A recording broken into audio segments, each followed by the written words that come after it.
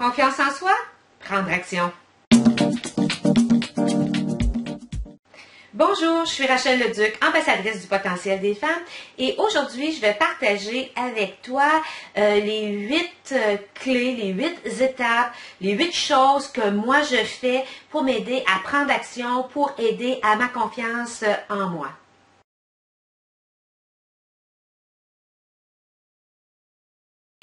Numéro 1, accepter les compliments. Et ce que je veux dire par là, c'est quand quelqu'un nous fait un compliment, de ne pas tout simplement dire « Oh, il n'y a rien là, c'était facile » ou « Oh, il n'y a rien là, c'est des vieux souliers. Oh, n'importe qui aurait été capable de faire ça. » Non, c'est prendre crédit pour ce qui nous appartient. Donc, quand on accepte quand quelqu'un nous donne un compliment, on dit merci beaucoup, j'ai travaillé fort pour ça, je suis contente que tu reconnaisses mes efforts, ou tout simplement merci beaucoup du compliment, c'est apprécié. Et on savoure le compliment. Donc, le numéro 1, d'accepter les compliments avec grâce.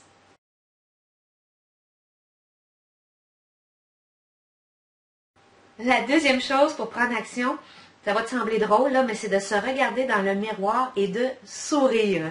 Et oui, aussi simple et aussi banal que ça.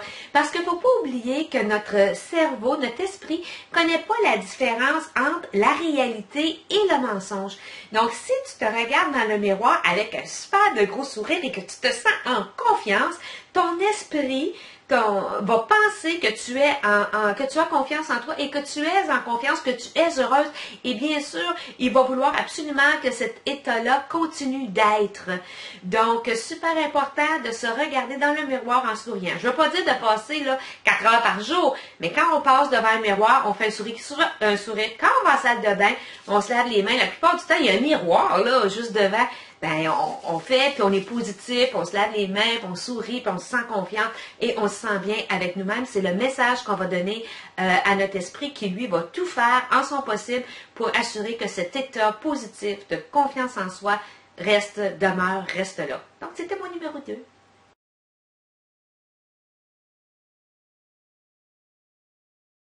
Le numéro 3, fais semblant. Je ne veux pas dire de mentir. Je veux tout simplement dire de te comporter comme si tu étais quelqu'un qui avait confiance en soi. Moi, quand les gens me voient, ce qu'ils perçoivent, c'est une femme en plein pouvoir et en pleine confiance. Es-tu d'accord avec ça? Je suis sûre que oui. Mais moi aussi, j'ai plein d'insécurités. Puis moi aussi, des fois, je manque de confiance en moi. Je me doute. Mais j'essaie de toujours avoir l'air comme si j'ai confiance en moi, que tout est beau, que je suis solide, que je sais où je m'en vais, puis que je sais ce que je fais. Et sais-tu quoi? La plupart du temps, je le suis comme ça. Parce que mon esprit a enregistré ça. Parce que comme on dit en anglais, fake it till you make it. Mais c'est donc de tout simplement de se tenir comme si on était en confiance, de se sentir bien, de dégager ça.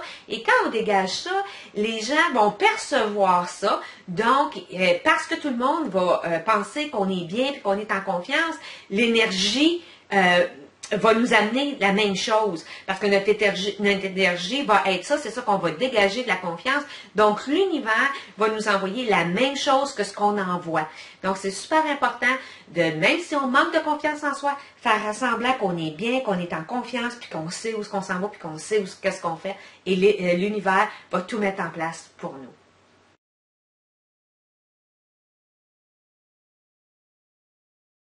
La quatrième chose, c'est d'aider les autres. Et ce que je veux dire par là, comme j'ai dit dans les blogs précédents, on est toutes bonnes à quelque chose. Donc, ce à quoi tu es bonne, tu peux peut-être l'enseigner à quelqu'un d'autre.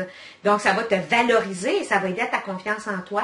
Quand je dis d'être gentil avec les autres, aussi d'aider les autres, ça peut être tout simplement la caissière le matin quand tu t'achètes un petit café au Tim Hortons, d'être gentil avec cette personne-là. Ça peut être faire du bénévolat, aller dans les scouts, travailler aller faire du bénévolat dans les maisons de soins palliatifs ou dans un hôpital ou des activités pour les jeunes. Donc, le fait d'aider les autres, ça va te faire sentir bien à propos de toi-même, ça va te valoriser et quand on se sent bien et qu'on est valorisé, c'est certain que notre estime de soi, elle va augmenter puis que tu vas avoir beaucoup plus de confiance en toi, tu vas te sentir tu vas te sentir mieux et plus solide. Donc, moi, numéro 4, c'est d'aider les autres.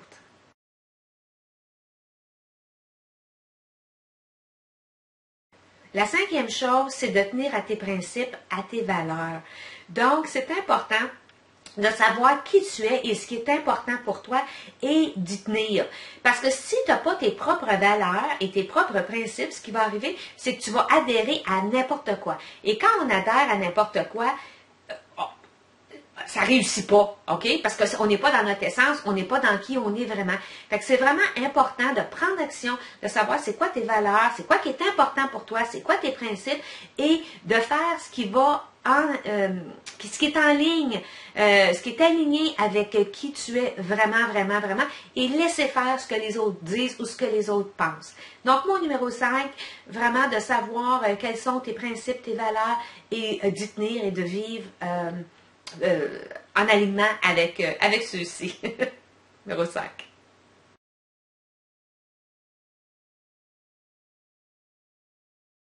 Le numéro 6, c'est de te débarrasser, de laisser aller, de mettre de côté tout ce qui est négatif, au complet.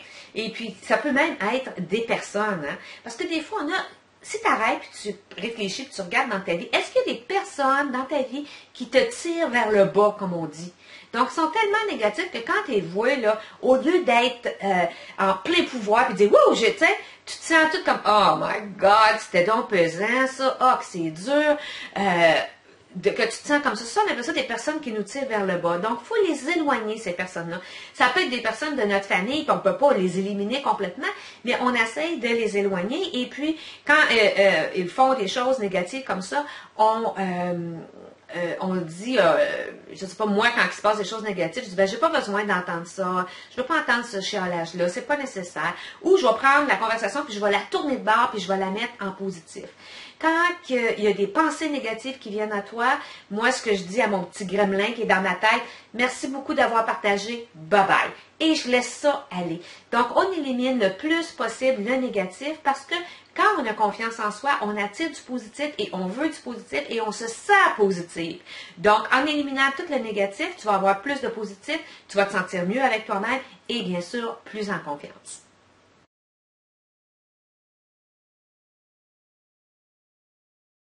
La septième chose, c'est de faire un contact visuel avec quelqu'un, de faire un contact œil à œil.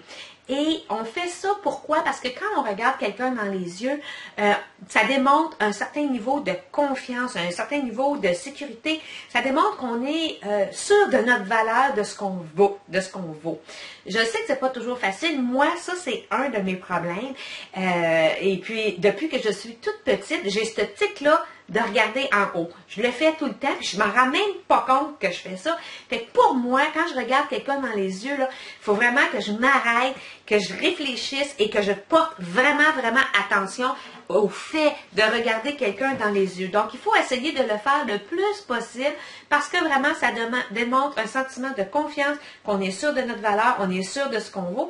Et quand, bien sûr, on prend cette posture-là et qu'on fait cette action-là, c'est ce qu'on lance à l'univers, c'est ce qu'on dit à notre esprit. Et bien sûr, le niveau de confiance ne peut pas faire autrement que de s'élever et s'élever et s'élever.